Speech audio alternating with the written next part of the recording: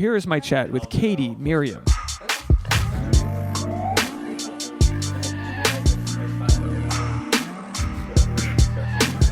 SAP, baby. Thanks for coming on the podcast today. Yeah, thanks for having me. Are you now? What's going? I like to dive right into people's love lives. Okay. So let's start with where we're at now, and then we'll untangle the Christmas lights, as it were. Oh my goodness, where we're at now is nowhere, and really enjoying it. Nowhere is like no relationship, nothing. No relationship, nothing. I am on a pause, and the last thing I did was like earlier this year. Then I had my father passed away, and so I was I'm sorry to hear that. Yeah, thank you. So I'm just like, you know what, time for a pause, and I am really, really enjoying. Did the pause come with sort of like any parameters you set, or are you just not act? Like, what if a Prince Charming comes your way? And I'm sorry also for the audio listeners that my dog's assaulting you for like, this is the pets. closest relationship I've had in a while. Isn't it nice to have a therapy dog sitting with us? I mean, that's literally his only job is to look cute and have you pet him. Yes, it's amazing. And when you stop petting him, he's gonna let you know. He'll let you know. Yeah. So parameters. Yeah, it's I have had some people inquire, and I've let them know I'm on a pause. So That's such a LinkedIn way to say, dudes are trying to fuck you. I've had some inquiries hit up in my inbox. Yeah, exactly. Well, it sounds so obnoxious too. It's like, people like are trying, but I'm like, no. This is how, women control the narrative when it comes to getting laid, because no man ever, and sure, there's maybe, some exceptions to the rule, but men don't go on sabbaticals from getting laid. Really? Do you know what I mean? Yeah, I guess. There aren't many men that are like, I need to slow down how much pussy I'm getting. I mean, there are some that should think like that, actually. But I know what you're saying. I'm always surprised when guys actually have the willpower to say no or stop. Well, you know what it might be? It always surprises me. In my own history, it would be more like I need to go for something better quality, which sounds bad because I don't mean quality in the sense of like we're judging steak here, but you know how it is. It's like you can really settle for something that you think is less than what you deserve. Right. And that's always the easiest thing. Yeah. The easiest scenario is, and don't get me wrong, the other person two people can be settling together. Right. You both just play to your lowest denominator of meh. Yeah. But that's what it comes down to, where I'll be like, geez, I need to, like, if I'm like, because college and as a young adult, you're kind of trained to just try to get a lot of ass. Right. Not in a way where it's super like transparent, but that's where you're valued in your friend group sometimes. Yeah. No, totally. And also, we're not told to like find the one, I don't think. Like, how did it start? I like asking women this because it always seems to be a lot younger than men, but when did you feel like you were a sexual being versus I was a late bloomer. Were you really? Yeah. I was so I was a swimmer through college, and I was just like really focused on that. I was focused on my swimming and my academic. And then when I came to grad school, I was suddenly like, oh, right, I should probably like get into romance. Well, this is confusing to me because I think swimmers generally are the most sexually active of all sports groups. And I say that because it's a pretty co-ed sport.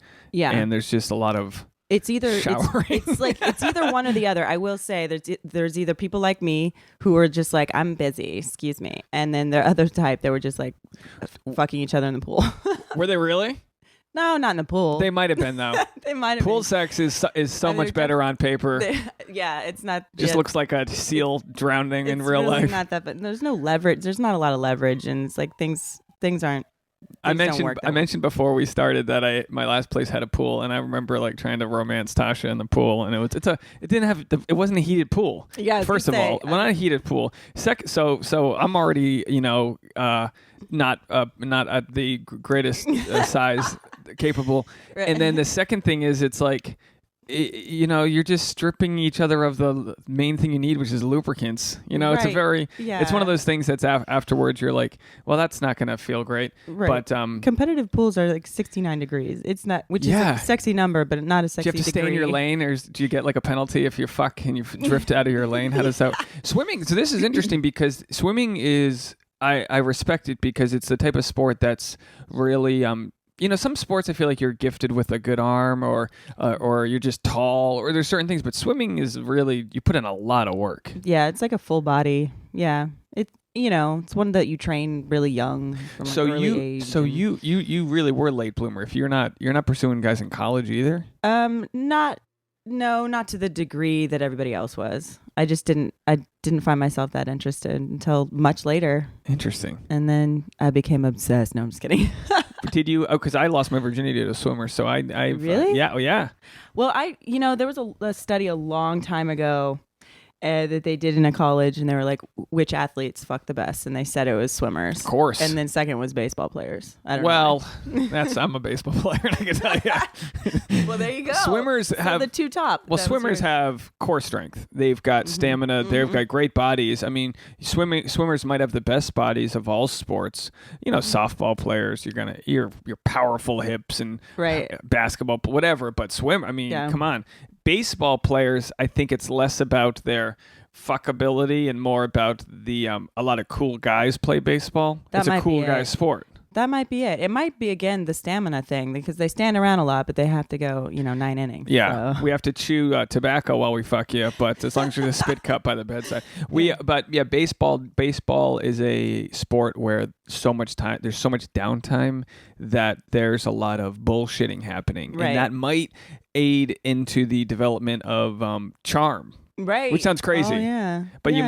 it might aid in the development of like learning how to talk to people and bullshit and have fun and develop a friend group. Right. I don't know. So you talk a lot during sex. Is that what you're saying? Yeah, I like to bullshit. It's weird. It gets rough when I put my cleats on, and jockstrap. And it's funny dating Tasha because. And by the way, for those listening, Tasha will be back. We're not keeping her from the podcast. This is her second week in a row she wasn't here, but she's been taking her dance classes, which I'm so all about her doing because she used to dance. And I'm like, you got to do that. It's so good for your brain and your body to like reconnect with something challenging. Yeah. I wish I knew how to dance. That's so cool. Yesterday she was like, I've been watching a lot of TikToks. And by the way, we're going to sound like grandparents. She goes, I've been watching a lot of TikToks and I want to start doing some. And I was like, yeah. She was like, well, and she was starting to like tell me like what's working for other people. And I was like, whatever it is that you think will be fun doing, that's like a coloring book activity. If you want to spend 4 hours learning how to do an 8-second dance move and like make your version of it, go for it. Yeah. Like we take ourselves too seriously sometimes. Like play.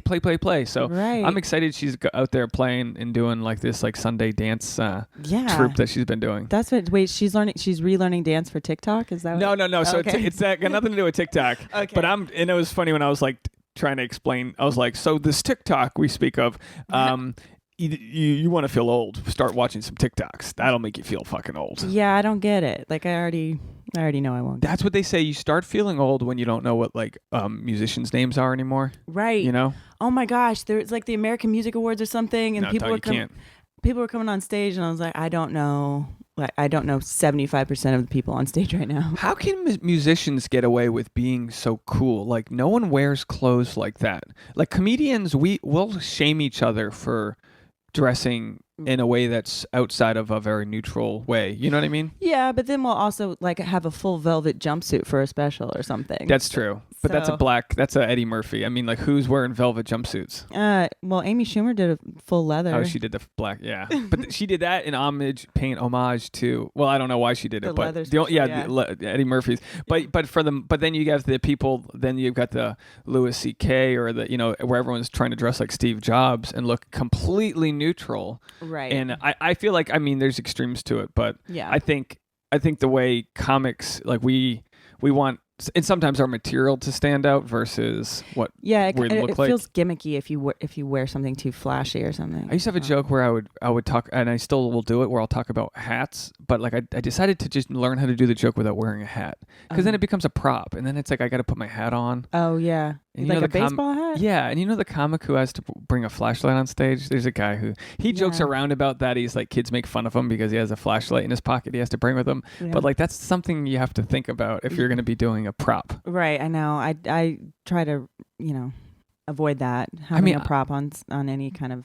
level. Even like pulling out your phone and reading from your phone. That's another prop. Let me read you this text message. I'm like, no. Oh, so you're always gonna have to read a text message? Yeah. It's wild to Don't think. do that. Or like someone will be like, "This is what my Veronica, my friend Veronica does this, and she's a past podcast guest. And if she's listening, Veronica, I'm sorry, but it's a prop. If you have to bring out the email that your dad wrote and you print it out, you're still reading a prop. Just memorize it. Right. Or I don't know. Like say the parts that are relevant. I say go full prop or no prop. I want you to wheel in. And don't get me wrong. I think Right. comedy needs this. I think comedy needs to get back into. Like, there needs to be an acceptance for prop comedy again. We've banished props were so big. Yeah. You're So right. big. You're right. And The if you've Carrot ever Tops see of the a world. comic doing props and it's actually part of their act, I think it's fascinating. There's this Yeah. old guy in Rhode Island. Whenever I go back and do shows, old, like Mm-hmm. fucked up, done a lot of drugs, old. But he does a joke about like he 36 years old. he's really aged hard. But he does a joke about he does drugs now, but he can't go as hard, so he does like less, and he rips out an equal packet, with those little fake sugar, the Yeah, Splendas or whatever, Yeah. and he rips it out and he throws it on stage and he goes, Diet Coke. And I'm just in a powder, and I butchered it, and it's not a good joke, it's a hack joke, but it's like this guy goes full on. He's got a plastic bag of props he brings on stage, and by the Wow. end of his set, there's Splenda on the floor and this and that, and it's like that was a product of a generation where they actually, like, multiple comics were doing that shit. Yeah. Yeah, you're right. You should go full prop. If you're going to go prop, go full prop. Wouldn't it Have be a great wheelie to suitcase. Wouldn't it be great to run a show where you have to do a prop? Mm-hmm. Like a theme show, but you have to do a prop joke. You have to bring something that is a prop and do a joke. So you don't have to do a 10-minute set on it, but you have to have something in your set. I think that's a really good idea. I like that idea. We need to go back to like this physical. I don't know. It. Those shows are so fun. Like people call them gimmicky shows or whatever. I have one. I have a gimmicky show where like a drink is made. But What do you mean a drink is made? A drink. So the comic does their set, and then I have a bartender there that designs a cocktail based on. Oh, the I set. didn't know this. Yeah, This yeah. is a fascinating idea. Yeah. So, but it's a gimmicky idea, and it's like it's fun to have those and like have a theme to it. Yeah. And like that would be fun. Well, in Put me LA, on your prop there's- show. Yeah, I'm gonna do a. You know what? I think I have to do a prop show. I think Yeah. this is it. I gotta get because there's so many shows where it's like comedy. There'll be a jumping off point, or like I think there needs to be more like new material shows, new like exploring, trying different things. Because if left to our own devices, we're just gonna do what works really. Yeah, and it might not even work, and we'll just keep doing it over and over. And then you have to branch out. Like I just did a show where I had to pitch a fake product, and that was just kind of fun, That's amazing. Come up- like a yeah. Shark Tank show. Yeah, exactly. Oh, I would love that. Yeah. I've got so many products in my head of things I would want someone else to make, but I don't feel like it myself. Right. Like apps and things. You know what I mean? Feel like it myself. I'm just like, somebody do this. I don't care to do it, but Mm-hmm. somebody make this happen. Yeah.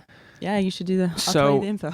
Yeah, please do. And they'll be like, all right, Dave, your time is up. And I'll be like, one more idea. And another. and another thing. And next. Now, how do we go from how does comedy tie into your late development in relationship wise? Oh, really good question. It's funny.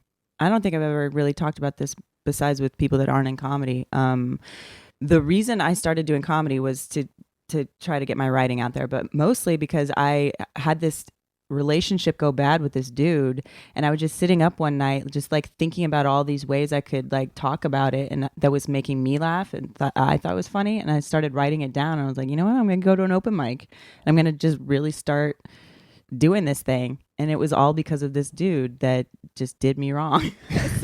So Like a country music song. Yeah, He done did me wrong, and I wrote a comedy bit about I him. can't sing, so yeah. That's what it comes down to. Yeah, exactly. Can't sing. Yeah. Maybe we'll tell a joke. Yeah.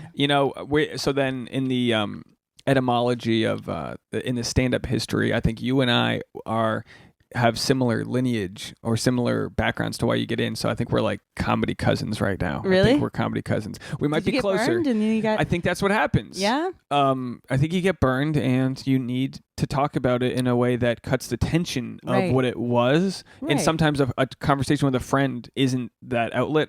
Not to say I wasn't doing that, but like, Right. so yeah, where it was talking to your girlfriends or, what was it about comedy that was more fulfilling than just venting? It seemed like you were putting it into a productive, you're turning it on its head and making it work for you and like make other people have a good time. So you're just making it a productive thing rather than just like a negative, got hurt type thing, which is always what comedy has done in my life. I don't know how, you feel about comedy in general, but that was always cutting the tension in the family dramas or whatever. It's just like throw in a joke and just like make it feel better. It's so true. Whenever something tough happens in a comic's life, the only thing as friends we can say is you're going to get a good bit out of that. Right. Oh yeah, your chick fucked your uncle. Oh man, Right, got a right. closer now. Exactly. You got a good one. Yeah. But that's it. You brought up a good point. You're parlaying energy. You're taking sort of negative energy or energy that's tough and hurtful, and you're spinning it in a direction that you can control. And I think a lot of comedy comes down to control. So it's like you're not able to control what happens to you, but you're able to control how you bundle it up and deliver it to people. And I think that's a very special place to be with how you manufacture your comedy. Yeah. So so a guy did you wrong. Yeah. As it He were. done did me he wrong. done did you. He didn't just he didn't do me right. He done did me He wrong. done did me wrong. You ever get so mad you just become Southern? He done did me wrong, this old motherfucker. What was it that done you did you wrong? Oh, he Is it a just, ghosting? he just played me a little bit. I knew him for a while, and we hung out for a little bit, and then he sort of wandered away, so to speak, and then came back around into my life, and then like screwed me over again. And so I was like, oh, you know what? That time was not okay. like I'm not taking his side here, but what was it that did you think he saw? Like, what was it that he took advantage of? Were you just naive to the fact that he wasn't gonna chew it, screw it, and Yeah, I was totally naive. I mean, I was very I was a late bloomer, and then I was incredibly naive about how everything works for up until last week. Like literally, it took me so long to figure out that, like, the warning signs, the clear red flags, and all the.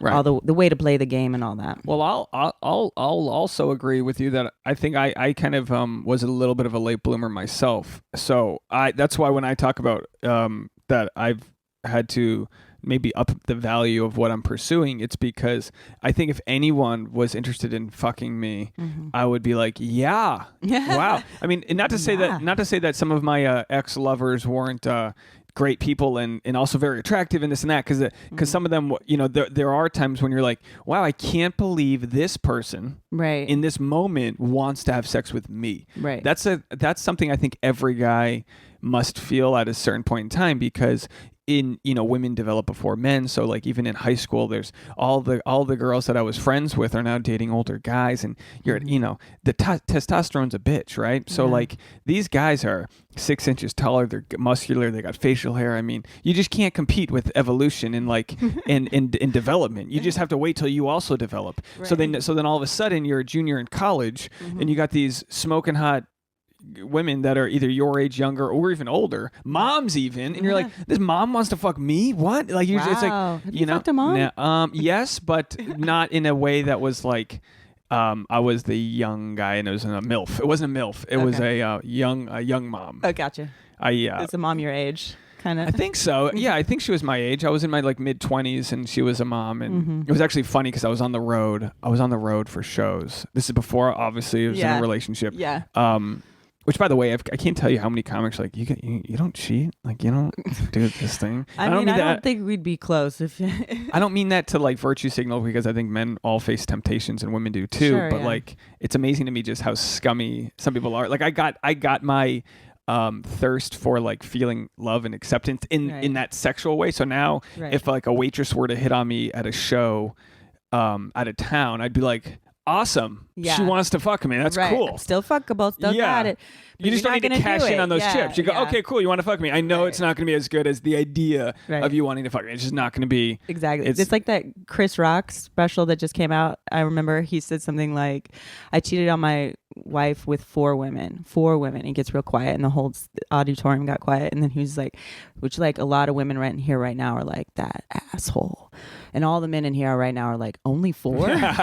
So it's like, you know, like everybody thinks that you should cheat, like men cheat. They Yeah. all cheat. And Well- then they accept, it's acceptable because they all do it and it's not. And it's just like you, like I said, just understanding what temptation is and understanding, you know, if you're drinking or whatever, you're putting yourself in a bad position to like fabricate what it is you're looking for, and you're never gonna fuck, you're never gonna cheat and then be like walk home from that and be like, oh, I feel great. I feel great. Yeah. You're gonna be like, oh, I've got something one waiting for me at home that did not sign up for this. You know what I mean? Right. But anyway, so in this situation, I was on the road and I was single, and I think it was the only time I ever actually used Tinder and was able to get, you know, rally somebody out to see me. Yeah. And it was like late at night where I was like, I was communicating with her for maybe a day or two, and I think it was my last night in town. And I was like, you know, sometimes you go on Tinder as a single guy just to like, you know, if you're doing gigs out of town where it's like you just want to go to the mall with somebody. Mm-hmm. You know, like ideally you would want to meet somebody and have something fun happen, but sometimes it's just like there's no one else in this random town that I know. Yeah. And literally 3-4 days in a town, you're literally going nuts. And then so I didn't think she was gonna come out, and then it was like midnight, and she's like, "All right, I'm gonna come over."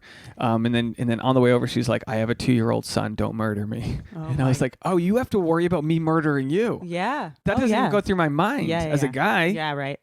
Yeah, we always have to worry about that. Even if it wasn't just a random, she was like, she could be killed by a guy she's been seeing for months. Could happen in any moment. I like your positivity there. Yeah. Equal opportunity. Yeah, you know. Do you have to? Do you think? Does that go through your mind if like you meet a guy out and he wants you to go back to his place? Does it go? Are you looking for red flags?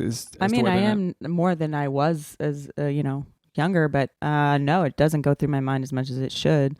But to speak to what you're saying about like looking for something better the older you get, like I think that my father passing actually like gave me the ability to realize all the excuses I was giving all these dudes, and that's not something I'm going to do anymore, which is another thing I'm on a pause for, because it's like, so what type of excuses are we talking about? oh, everything. It's just like, giving yeah, them he's an asshole, but like this and this, or like, yeah, he, you know, he's just not good at expressing himself, or like whatever, just like always giving guys the excuse or the benefit of the doubt, or letting them be childish or like kind of mean and rude, and then like also too sensitive to understand that that I get to express myself as well. You know what I mean? It's just like all these things that all these men just get to be perpetually children about, and not every man. But in Los Angeles, it's you're not meeting all dudes that have steady jobs and, you know, exactly work with their hand. You know, there's a lot of pretty boy fuck boys out there. Yeah,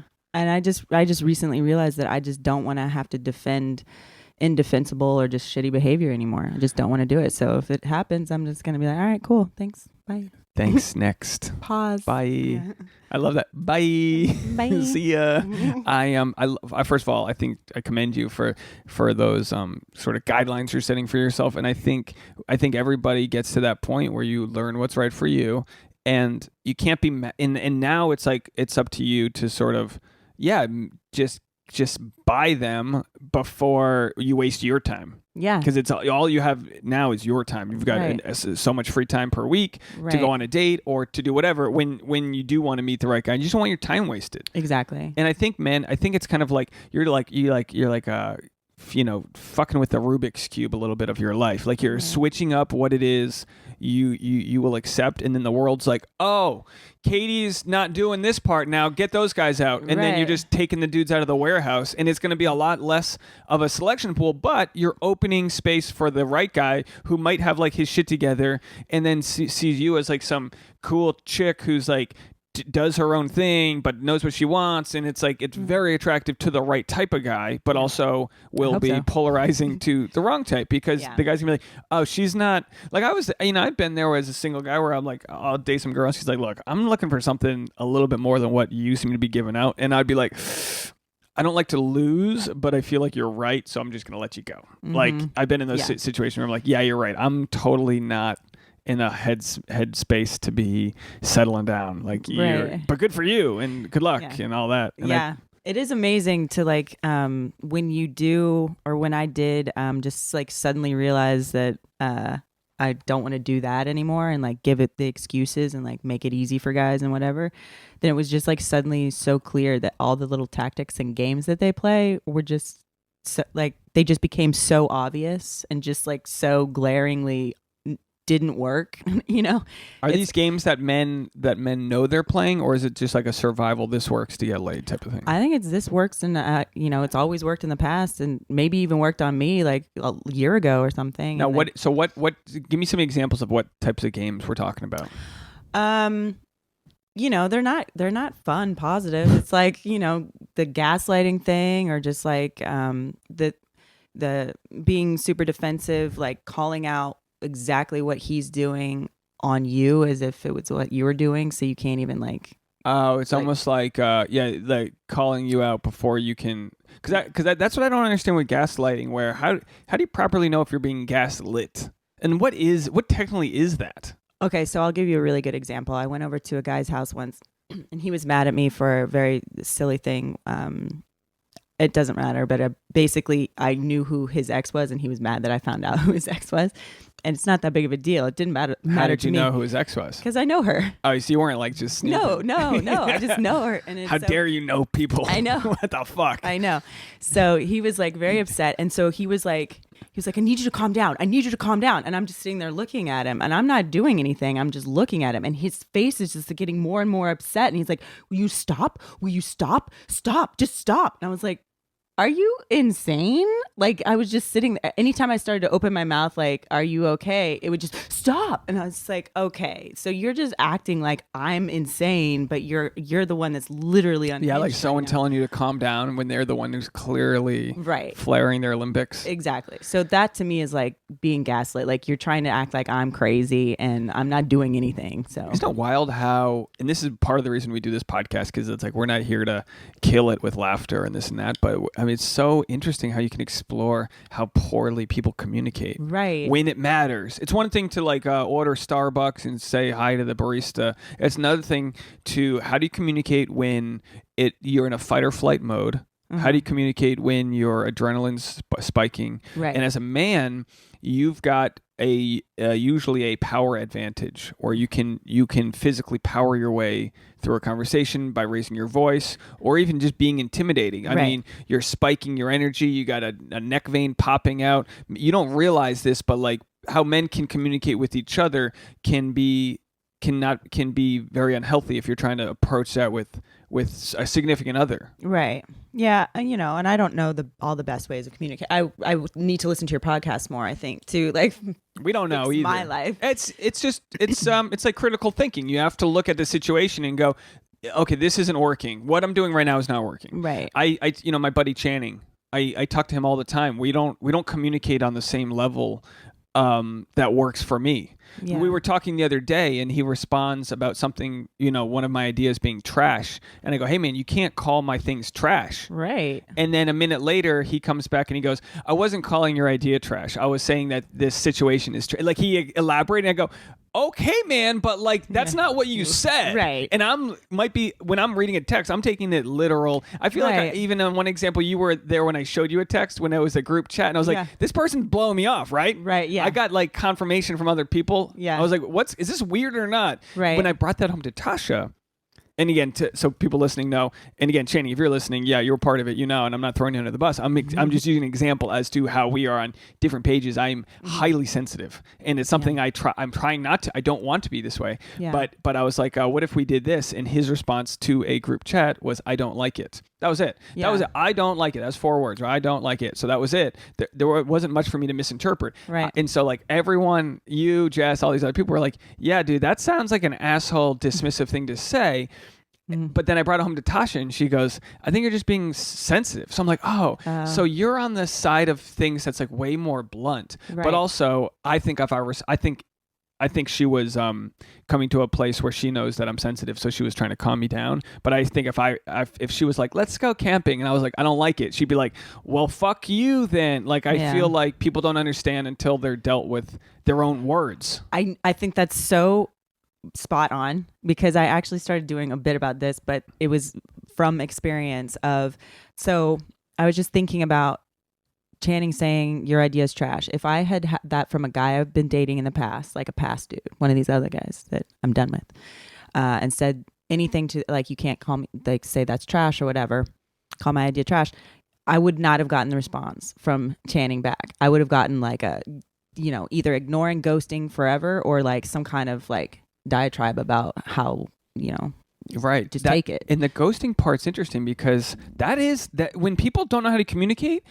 And to bring it back to this scenario, we were fighting about something different, texting back and forth. I was driving to San Diego. I was texting and driving. It was bumper to bumper traffic. That's you text and drive and bumper to bumper. Oh, yeah. You do it. You're not going anywhere. And he was like, wrote back angrily about something and didn't respond. And I was like, fuck it, you know. And then like half an hour later, I'm still in traffic, a 4-hour drive. I go, let me guess. You got mad, threw your phone down, and put your video game headphones on and started playing video games. And he wrote back, dying laughing, because he said that's exactly what I did. I was like, you can't just. And again, it's not bad if you need to like pause the situation and leave, but like do it on your own terms, right. not like as a reaction to anger. Right, absolutely. I mean, but yeah, that's what I started doing the bit about, is just like responding to exactly what people do, like just treating people exactly how they treat you. It doesn't work out. No, it doesn't. Because they always take it way worse. But having that mirror put up in front of them. Yeah, but it doesn't always work out like fighting fire with fire, but it at least. It's at least an equal equation. When you look at chemistry, you look at equations, you look at law of attraction, you look at conservation of energy. Whatever you give out, you're getting back. It might take a long way to get. It might be boomeranging around a block, but it's going to hit you in the head. Yeah. So you don't have to, because I like to give people the benefit of the doubt that.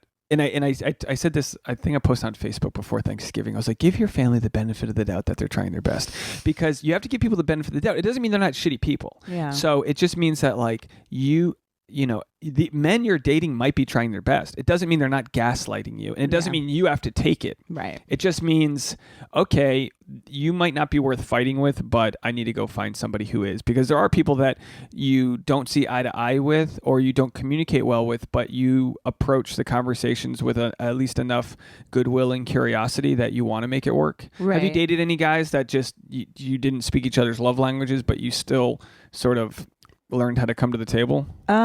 Yeah, I mean, a long time ago. Yeah. There was a couple early on, like a couple of good guys in LA, and you know, definitely different ways of communicating and different, I would even say, value systems entirely. But you know, they were good guys. It just didn't work out long term because of that. Do you have any examples that you can remember where you were the problem, where you go, oh geez, I was drinking too much and fighting or whatever? Oh my gosh, I used to be so reactionary about anything. I want to blame birth control, but I can't blame all of it. I was just like, you know, how dare you like insult me? I told this one guy that, you know, he was being condescending, and then he kind of blew off the handle a little bit or whatever. But like, I was thinking back and I was like, I didn't have to say that. Like, he was trying to be nice. He was just being really condescending. Like, it just, to me in that moment. Mm-hmm. And so like, I started that. I didn't need to, like, I could have come at that a much better way, because he was not trying to insult me. And, you know, I made him a positive, beautiful moment go real bad. And what did it take for you to acknowledge that? Were you just like on the car ride home being like, oof, I was a fucking cunt? Mm-hmm. Yeah. Exactly that. But you apologized to him? I did. It still didn't work out. It's happened to me recently, or it was at the Hollywood Hotel, actually. This is where all of my shame happens. Yeah. I go to do a show. It's fucking shit. You know, most of the shows there are shit. It's just a tough place. This guy in the audience, and he was like, I was like doing a bit and it wasn't working. No one was laughing. And I was like, I'm bailing out of this thing. And he was like, no, finish it. And then afterwards, after the set, he was like, tell me more about that joke. And he was like, kind of being really nice. Yeah. I was like, dude, and this is hard for me to do. Normally I play the game, but I was like, dude, I was having a rough set, man. I don't want to talk about it. Like, and I was like, I was a prick and dismissive to him. And then afterwards I saw that he was a comedian and I was like, and not because he was a comedian, like I shouldn't have valued him more, but sometimes when comedians understand, so I should have given him the benefit of the doubt that he was trying to help me work through a shitty set versus a normal audience member. It's like, dude, you don't get it. Sometimes you just fucking eat a dick and you just move on. And it was one of those like, I wanted to rewrite the hard drive and just forget about this. And he was like, no, tell me more about it. I'm like, man, bro, chill the fuck out. All right, you're smiling. You're too many teeth are looking at me right now. What kind of asshole am I? Yeah, I do. And he was banging one of the comics, and he was like, anyway, I don't know. And he was just in the audience supporting a show. Like there was even if he, whatever. So after the next day, I like messaged him. I was like, I'm sorry. I'm really sorry. And I did that for me, but I didn't do it because I was like, I wanted to look good in front of the stand-up community. I did it because I was an asshole to him. Yeah. And it wasn't a good representation of who I feel like I am. Right. So fuck who I want to project to be. It didn't sit well with me. Right. And I had to, and you know how it is. Like sometimes you got to talk it through with a friend or someone. I'm like, Tasha, like, I was a dick and, it just, I need to bathe myself of this. And it's kind of like stomach a little bit. Yeah. And it does. And that's not that doesn't happen often, but I can't imagine with actual hotheads in our comedy scene, some people we're so volatile because we attach our inner being to like our success on stage. Absolutely. So often, and we're constantly facing rejection. Yeah. So imagine, you're as a fellow comic, imagine if we attach like our being to having to do well every night. It's what a fucking roller coaster. Yeah, it's insane. I was more emotionally stable before I started doing comedy. But do you think that comedy's made you less emotionally stable, or is it or are you addressing? Are you like challenging who you are more? Probably that. And I will say that I think that lately, this year especially, I am now more emotionally stable than like a year ago. But I think that it definitely has you addressing a lot of your demons. And you're right. You're like literally wearing your entire persona, your real self, I think, in the form of, defense is, comedy is a defense, but you're still presenting yourself on stage because it's all you. It's all your writing. It's you presenting yourself to the world, and you can be completely rejected. Yeah. And you can even like not even be fully rejected and still feel. It just might be somebody checking their text message at that free comedy show they're at, and we're just like, I'm trying to talk about my dead dad, and you're over there, and I've had a hard time tackling my issues and I don't begin to try to relate to, like, I didn't have a relationship with my dad when he died, but I went to, he died like 6 or 7 years ago. I only met him when I was like 20. My mom kept us for, like, he was just not part of my life, different part of the world. Yeah. Vietnam vet, PTSD, had 6 wives, not all at once, but he had 6. Well, like, clearly he was the problem. He was a guy who couldn't kind of recover from his Vietnam days and amongst other issues. Yeah. On disability his whole life, this and that, died at a young age. I'm sorry. Cause of death, Agent Orange, which was the defoliant used in Vietnam. Yeah. Made by Monsanto. Enjoy your fucking romaine lettuce, folks, or whatever. But yeah, that has E. coli most of the time. I know, and I have romaine lettuce, and Tasha's like, babe, this romaine lettuce was recalled, and I was like, I'm gonna eat it, and she goes, you're willing to risk E. coli for saving $4? And I was like, yeah, so funny. Yeah, I'm gonna eat it. I already started it. I'm not shitting yet, or whatever happens with E. coli. Yeah. They get E. coli because it's the migrant workers, or not, I don't say migrant, I don't know what they are. Probably migrant workers like shitting in the fields. Oh, really? That's what it comes from. It comes from like fecal issues. Oh my gosh! If you're eating a salad while you listen to this, subscribe to the Patreon. But yeah, so my dad, he died, and it was like I went to his grave for the first time this past Christmas. I did a podcast episode after. Wow. Some people might have liked it. It could have just been, tough. Tough because you go to some kiosk at the Jefferson Memorial or whatever it was called. There's I don't know, 150,000 veterans buried there. Wow. And the kiosk tells you, you go to this plot over here, and it prints out a map, and then you find the grave, and then you cry, and then you look at it and you cry because it's like, there's this physicality to all of these emotions I had my whole life. It's not about the guy I knew. It's about the guy I didn't know. It's about my upbringing. All these little things come out, and you're just going like, I didn't know I had this in my throat, and they're still coming out. Yeah. Absolutely. Did you have like any growth after his death? Was there like, I mean, obviously you mentioned, just like pausing from the fuck boys. Yeah, absolutely. I feel like I have grown a lot. I feel like I'm suddenly feel grounded and calm. And I don't know how much of it is in my head and how much of it is because my dad was terminally ill for at least a couple years, probably closer to 3. So as soon as we realized, we had a scare in 2017 where we thought that was it.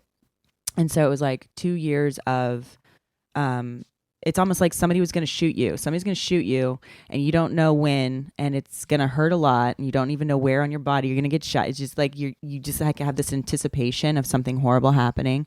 And then it happened, and it sucked, and it was terrible. But it's like, okay, and it's like this kind of, it's like suddenly forward thinking momentum of life. And it's like, okay. Band-Aids off. Yes. Like, that happened and it's done. And, now we can. That's a very spiritual and positive way to look at it. Yeah. I mean, I was close with my dad, and he definitely gave me my sense of humor. He gave me my screen handle, Kateability, on everything.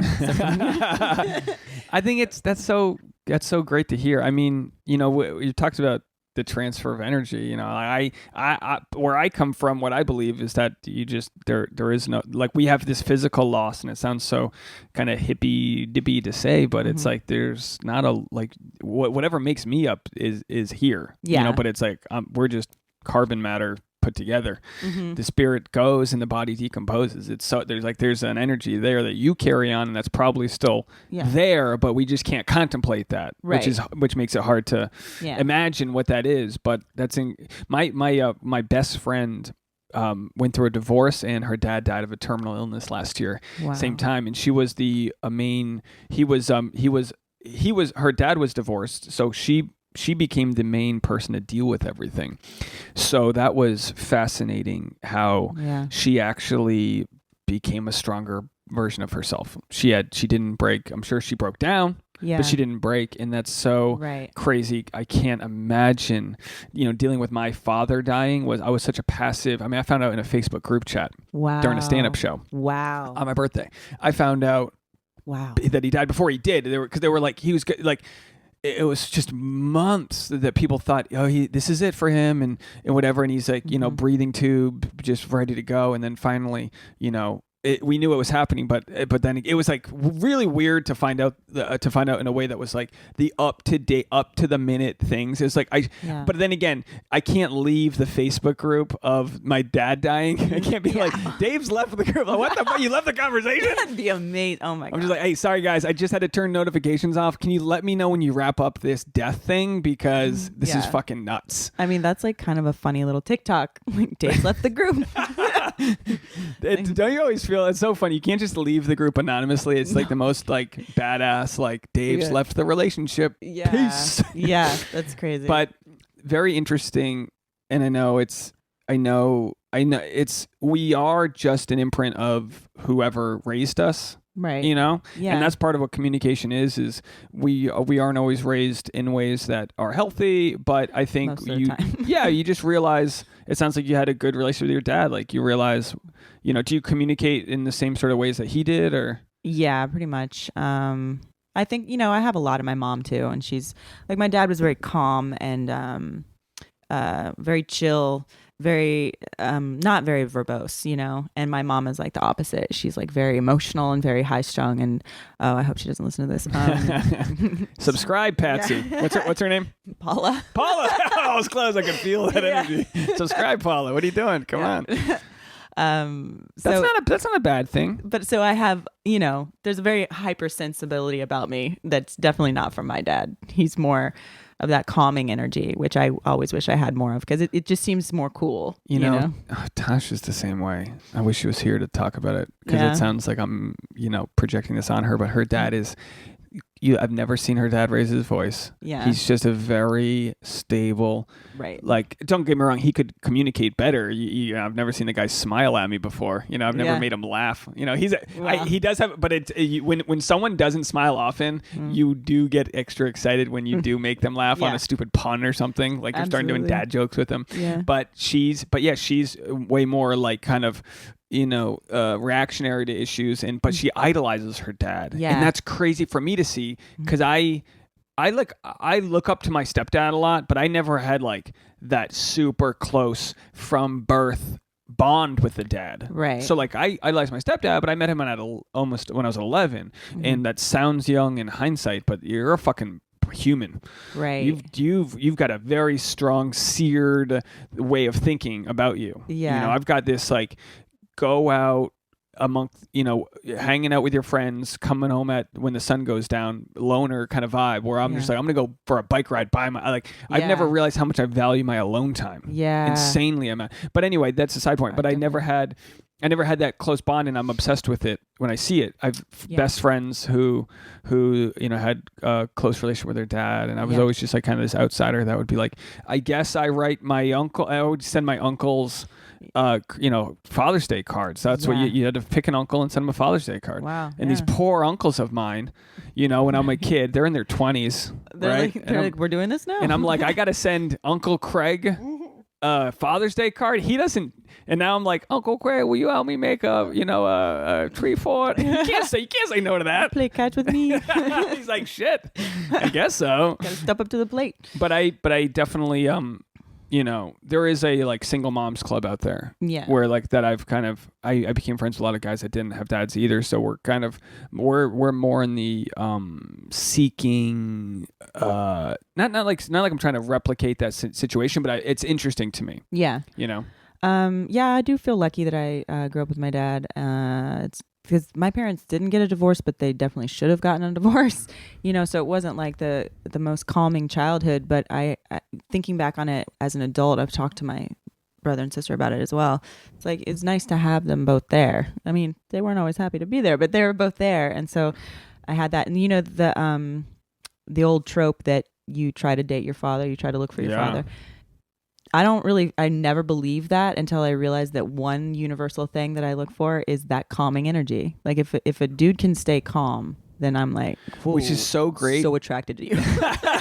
You just got to throw shit at him and be like, what do you think now? And he's like, well, I understand your point. You're like, oh yeah, baby. Oh my God. But that's exactly what you were mentioning with this guy who was like, calm down, this frantic guy's energy is that like, that was such a repellent to you. Exactly. And yeah, that makes total sense where like and again, my biggest issues with Tasha in the past have been where like I don't communicate in a way that's productive with her, and I don't and in my defense, my ego didn't want to be sort of a the type of person that gets walked over, but I've had to realize like she's gonna have moments where she says things she doesn't mean, and she acts in a way that's not something I need to react to, because I need to know that that's just not healthy, but it's not mine to fix. And she might feel a little weird afterward. But it goes both ways. Earlier, I got a notification on my phone. I signed up for this new financial app thing, and it notified me. And it wasn't good news, but it also wasn't. It was just confusing. Yeah. So I was reading it, and she's like, "Babe, are you gonna?" And I was like sitting on the bed she just made. She's like, "Are you gonna fix the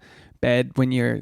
You just sat on it, and we're in, and I was like, honey, and I kind of like, and then she goes, what was that? And I was like, yeah, you're right. I was way out of, I was like, I know that came out harder. Yeah. Sometimes things come out harder. And you're like, oh yeah, you're right. Control the volume of my voice. Yeah, no, but it did. I had a hard, see, I was like, give me a chance. Like I said something. I was like, yeah, I hit that vowel too hard, or hit that note too hard. Gotcha, And then immediately she was like, okay. And she was like, fine. Because I didn't try to battle something that I started. Right. I had the kind of the moment to go, yeah, that was on me. Or sometimes I'll come in hot with an energy from something, and she'd be like, you're in such a bad mood. And I'm like, oh, no, I'm not. Like I'm not, and I'm not. But if I'm coming in with energy, she might be perceiving that as like a lot when she's on the couch and she's already unwound. Right. We don't get to go through the decompression chamber at the same time. Right. And that's the hard part about a relationship is you don't always get to be at the same place. So if you can meet a guy who can sort of like whose variant isn't crazy, Right. then when there is something like serious, like it's like if you meet a hypochondriac, you're not gonna believe them if they're actually sick. Like you're just thinking you got Right. something. Exactly. And versus if you meet somebody who's like honest with themselves and they're like, I think I gotta go to the hospital, be like, shit, this must be like, Right. words become more powerful when you have control of them. Yeah, absolutely. So I don't- what did your dad think of your comedy? That's funny. He's the only one that saw it. So, Really, in your whole and family? my whole family. Well, no, my brother came out. And I'm sorry, I didn't recently. ask where's your family based out of? Where are you from? I'm from Kansas, but I don't really have anybody left in Kansas. And my sister lives in Texas now with my mom and her kids and family. So, Was your dad in Texas too? They were all together. yeah, Yeah, my so dad. you said they didn't get divorced, so they lived together. They lived together for the last 8 months of his life. He was in his house in Kansas for a while. Oh, and so then- you have no Kansas Yeah, no. family to go back to. Well, there's some aunts and uncles and stuff, but I haven't really talked to them for a while. So Was growing up in Kansas, is that because that's my father's family was Missouri. Was it how does the Midwest differ from SoCal? I mean, obviously Southern California is pretty left leaning, and are you from here? I'm from Rhode Island, Oh, okay. which is like a conservative, very conservative in certain in certain way, like the Catholic. I mean, all Irish Yeah. Catholic. Yeah. So like you're just guilty for like masturbating when you're 15. You're Right, just like, fuck, I exactly. shouldn't masturbate. I know. And then you're like, why? Like, what the? You know what I mean? It's just Yeah. a weird, like, very strange. But That's- then, yeah. like, nothing that matters. Like, we weren't conservative about anything that mattered. It just, Just masturbation. yeah, just don't eat. Like, there was Don't touch literally your willy. there was my cousin's. Like someone, back in the 90s, you got all your info like secondhand from somebody who told you something. So my cousin told me that if you masturbate and touch your dick, it won't grow. Oh wow, That's something you shouldn't tell a kid. I He's gonna mean- touch his dick, so now he's just gonna feel bad about it. Well, no, he's just gonna think he's gonna have a tiny dick. Yeah. So when it gets bigger, he's gonna be like, I guess I didn't touch it enough. So I was like, that wasn't good news to get, and that took years to be like. And then I was like, kind of like, I don't buy that. But Yeah. you just believe what's told to you. I know, isn't that funny? Like they don't tell women like don't touch your like, like because they think we don't know how. well, but I've heard so many stories of women that have said like I started masturbating when I was like 7. I didn't know what I was doing. I was rubbing up against it. You know what I mean? Exactly. Yeah, you rub up against that couch, and you're like, "Hey yo, life is not so bad." But it's like we're so repressed to like you can't like like if you see like a kid flicking his dick, you go you can't do that. Yeah. But it's also like parents aren't smart enough to like explain to their kids why they can't, so that you just feel like there's some shame attached to it, and then Yeah. there's so much. That's like the balance that you have to.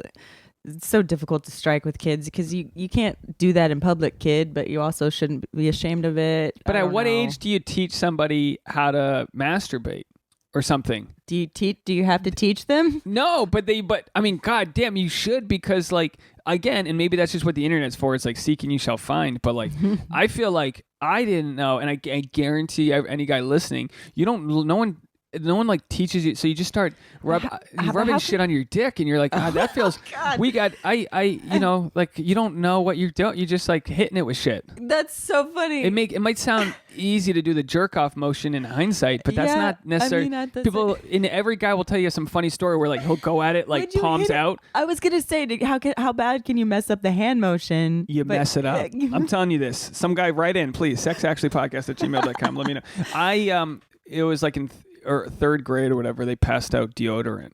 They passed out like Old Spice and the little like travel sized ones. Like in health class. It was like Right, a packet. yeah. Old Spice probably just gave them a box of things, so they passed it out. Sure. So it was like this, like not like lubricant, but it's that blue kind, Yeah. that gel. It wasn't a powdery stuff. I rubbed it on my dick.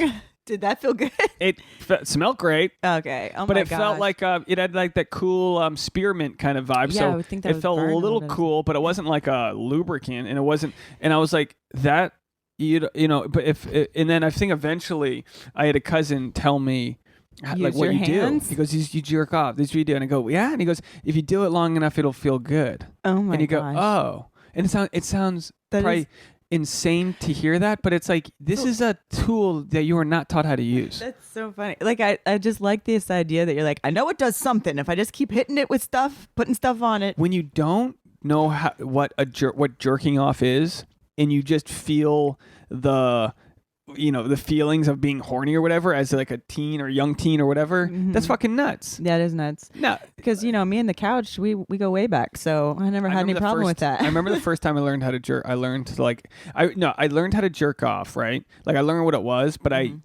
never like committed to getting to the finish line.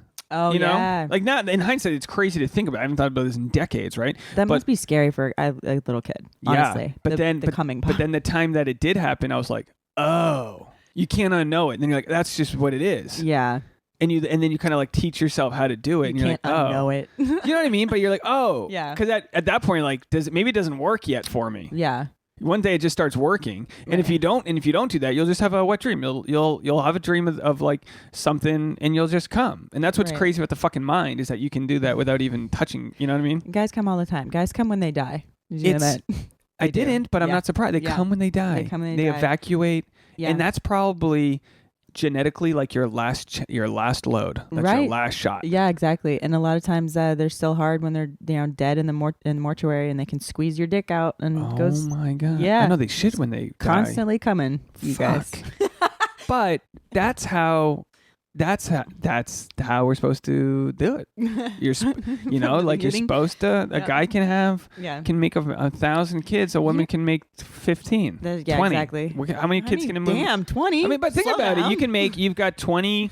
I mean, now we age longer, but like you go back in the day, people are dead by 35. Right. They're fucking you're having kids at probably 14, 15. I'm talking back in the day. So like you've got 15 to 20 chance to have kids, where a guy can seize a fucking continent and have 50,000 kids. Yeah. What did King Tut have? 1,000. And then you got like who was the guy? Mongolian guy. Yeah, the Mongolian guy. Genghis Khan. Genghis Khan. We've all got Genghis Khan in us. Yeah, we've all exactly. got, and he was probably fucking till he died, and then he blew a load on his deathbed, and they probably sampled it at the local Costco. I don't know how it works. Point is one more shot. But like, if I had a kid, I don't know. Because I had the chance with my younger brothers, and I never had like a sex talk with them. You did not give them the sex talk? No. Yeah. And I know my stepdad didn't. I know he was like not a good communicator. I had my uncle. I used to do a bit about this, but I remember coming home from a Red Sox game. Mm-hmm. We went to a Red Sox game. We bonded. I don't know what I was, 14, 15. I don't know. But he goes, he got really weird. My uncle, Craig. I love this guy. And he got really weird. And he goes, so like, think you're changing, you're growing up. He goes, you good? I go, yeah. And he like laughs, and he goes, okay. That is so funny. And it was like, and then that was his, like, I was his open mic, because he then had kids and probably like learned how to talk to them about it. But I learned you got better? Who knows? I learned most of what I know about sex from my buddy Joel's. His mom got him a book.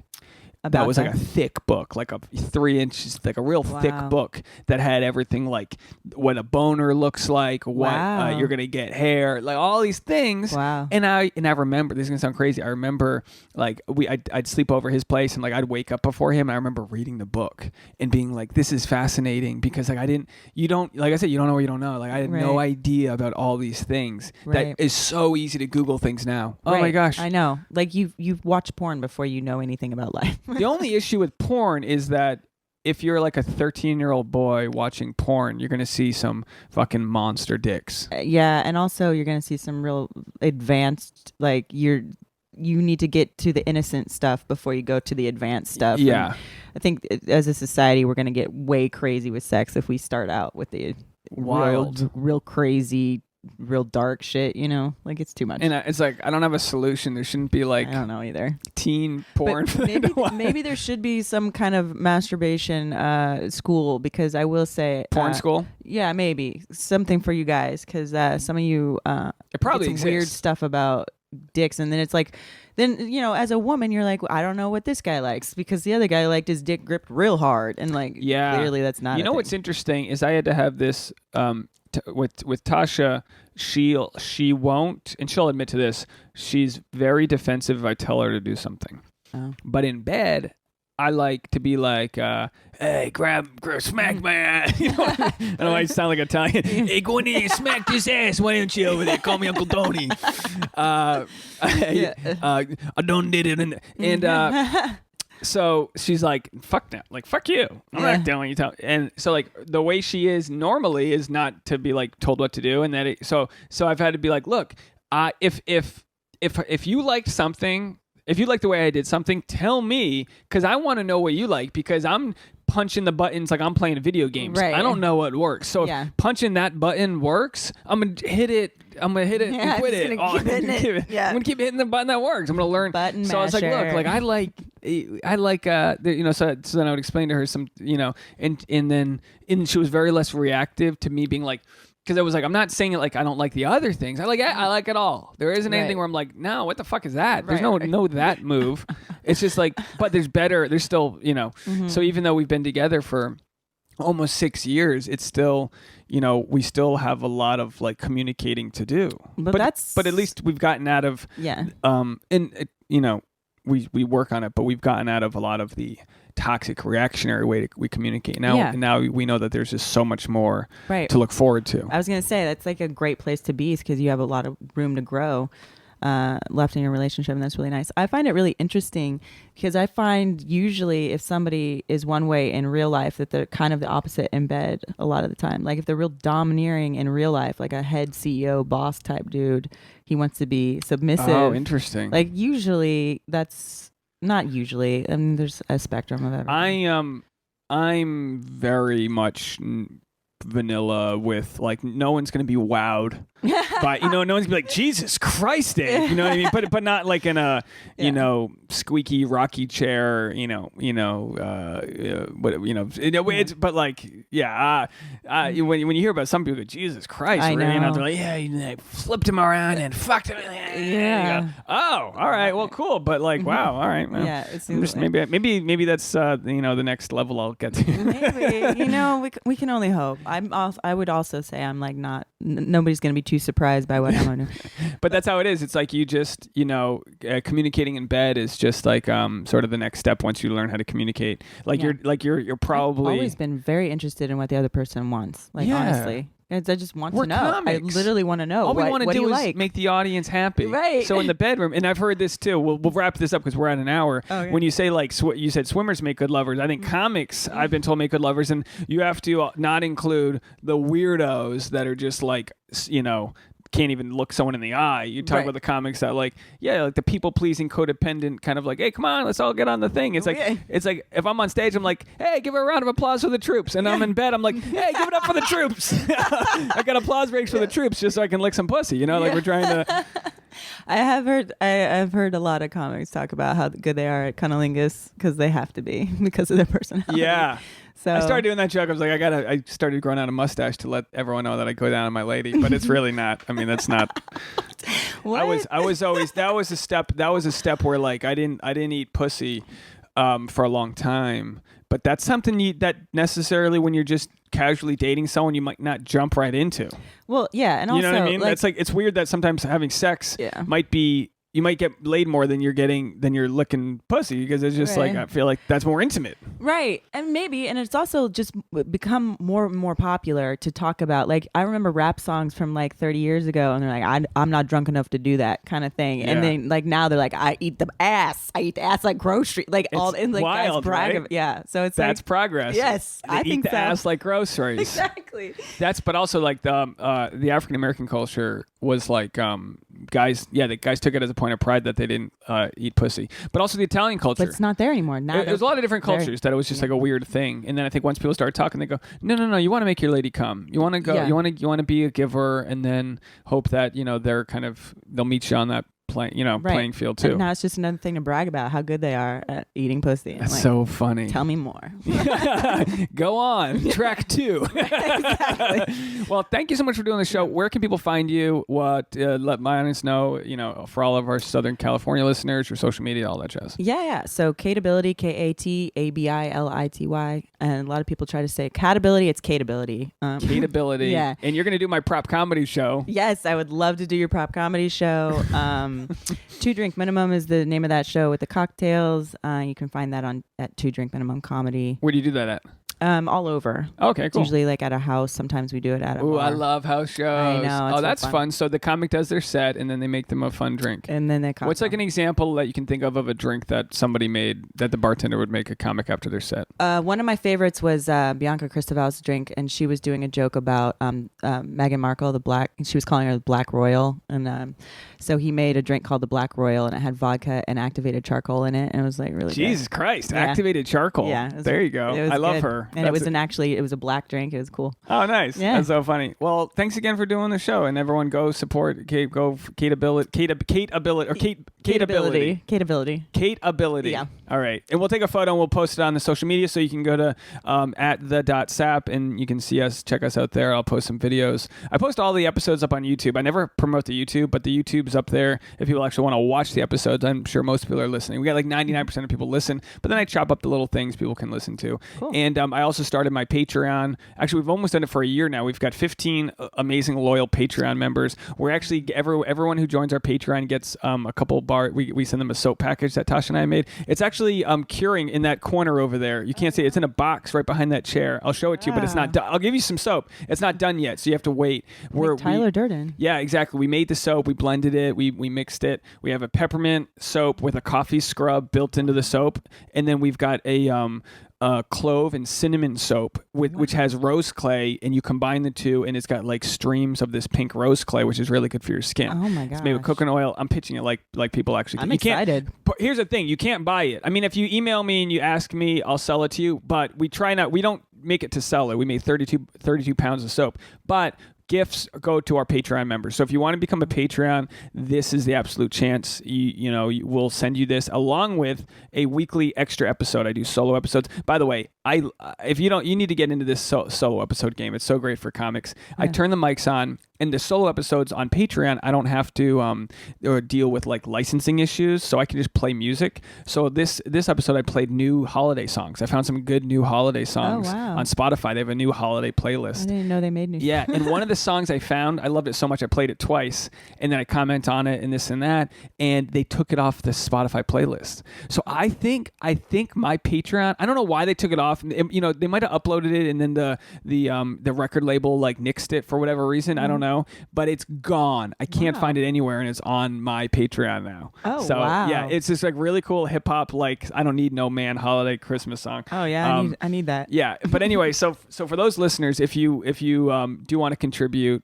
during the Christmas season, you can go there. And again, people have said this, they go, I'm not a Patreon person, but you do want to contribute to the podcast. I put a donation button up on the Sex Actually page. So go to sexactuallypodcast.com, scroll to the bottom, there's a donation button. I like to tell people that because I'm so guilty Catholic, where I'm just like, don't do it if you don't have the means. Yeah. But if you got some fucking trust fund money and you just want to throw it someone's direction, now you know where to go. So go to patreon.com/thesap, patreon.com/THESAP, and you can catch, I think, what is now 50 or 60 episodes of extra content that's on there if you have any long trips you need to go on. But anyway, that's my pitch over there, and then go check out Kate Ability. Thank you so much for doing the podcast. Thank you so I much for appreciate it. having me. Yeah, This thank you. might be this was a good one. This was a really good chat. I really enjoyed finding out that we're comedy cousins, because I think we're on the same page. We're gonna do a prop comedy together. I feel I'm excited about we're that. gonna both bring props that are similar, and we're gonna develop a prop comedy empire and bring it back. Thanks again. This was the SAP. Bye everybody. Bye.